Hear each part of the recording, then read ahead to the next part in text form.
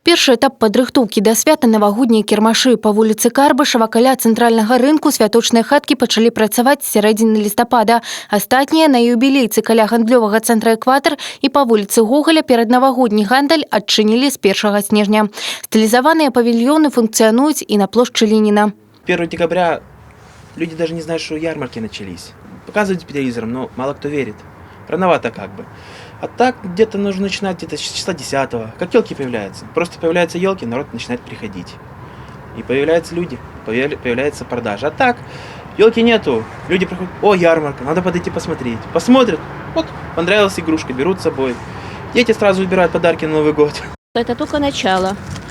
Люди еще не готовы так массово делать покупки, а вообще и приходят, интересуются. Настроение уже всех приподнятое, праздничное. Навагодняя ёлка з'явіцца на плошчы ва ўсёй прыгажосці 14 снежня. Пакуль аб'яўлена працэдура закупак. Сёлета галоўная зялёная прыгажуня в области будзе значна адрознівацца ад леташняй, гавораць у гарадскім дарожна-эксплуатацыйным прадпрыемстве. В этом году, в связи с тем, что тысячелетие прошло наше, очень сильно поменяется облик площади Ленина. Мы планируем установить новую елку, которая будет принципиально отличаться от старой, потому как она уже будет полностью каркасная, из искусственного лапника и светодиодная вся подсветка.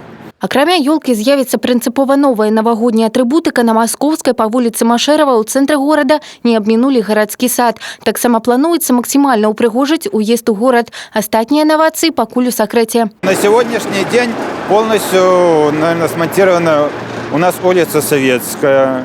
Смонтированы 3 елки наши. Главная елка Ленинского района, елка на Суворова и елка на Красногвардейской. Завершыць работы па ўпрыгожванні горада і падарыць святочны настрой гараджанам і гасцям горада плануецца да 15 снежня. Тацяна Гнатавец, Юрый Плінда, Сергей Матвейчук, тэлерадыёкампанія «Брэст».